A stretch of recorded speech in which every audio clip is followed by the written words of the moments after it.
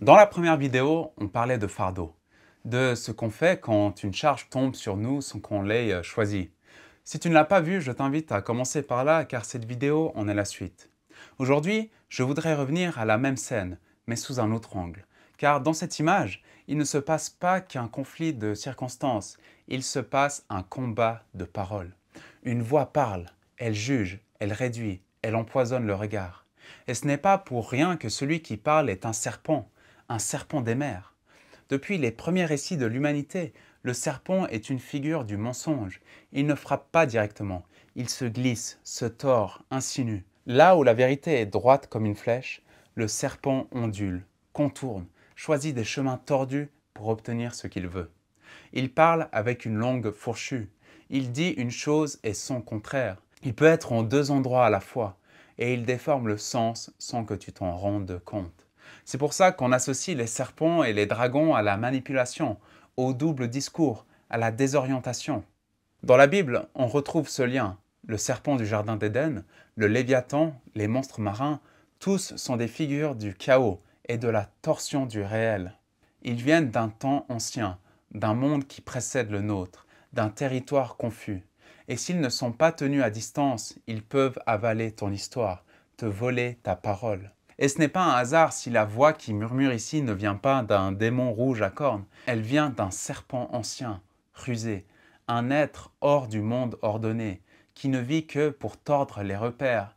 Il ne te force pas, il te pousse à croire que le mal est lucide et le bien naïf. Et cette voix, on l'entend toutes et tous, pas sous cette forme, mais dans nos pensées, dans nos soupirs, dans nos moments de doute.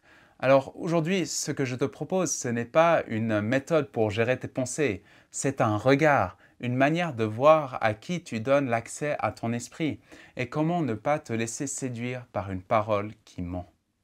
Dans la Bible, le mal commence rarement par un acte, il commence par un discours. Dans la Genèse, le serpent ne frappe pas, il parle. Il ne pousse pas Ève, il questionne. Dieu a-t-il vraiment dit ?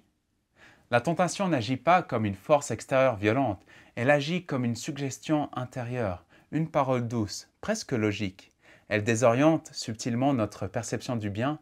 Et sur cette page, la voix dit « ce n'est qu'un fardeau, un boulet ». Quelle différence avec l'esclavage ? Elle ne contredit pas frontalement, elle reformule en glissant une idée fausse. Et c'est ça la tentation, elle réécrit le réel depuis l'intérieur. Cette voix n'est pas la nôtre, même si elle prend notre ton intérieur. Tu vois, ton, mer, poisson. Faut que j'arrête. Elle ne cherche pas la vérité.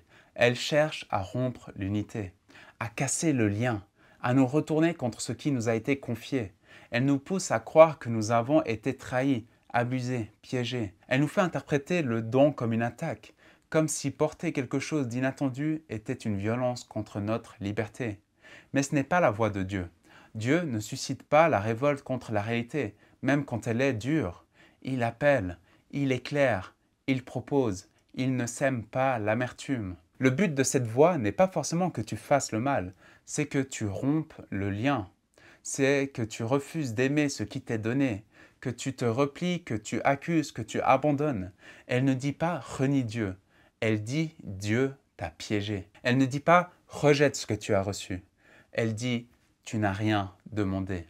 Elle déplace le centre pour que tu te considères comme victime, pas comme serviteur.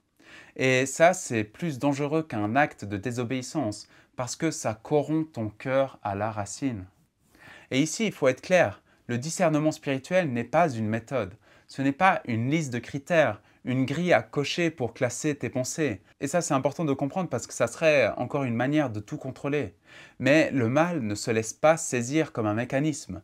Il est personnel, rusé, changeant comme le serpent. Alors il ne faut pas chercher une formule, il faut chercher la source. D'où vient cette parole en moi? Qu'est-ce qu'elle produit? Qu'est-ce qu'elle cherche à casser? Le mal se reconnaît à ses fruits, amertume, division, paralysie, colère sèche, refus de porter. Le bien, lui, donne paix, clarté, force douce et lumière. Dans l'Évangile, Jésus aussi est tenté et il répond, non pas par des arguments, mais en rappelant la vérité. Il ne débat pas avec l'accusateur, il rentre dans l'obéissance du Père. Et c'est là la clé. Tu ne vas pas vaincre la tentation en te battant seul dans ta tête.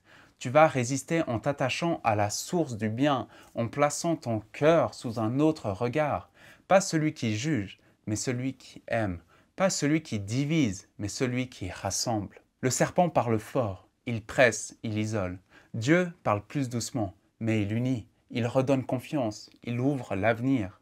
Dieu peut reprendre, oui, il peut nous corriger, mais il ne nous accuse pas comme un ennemi.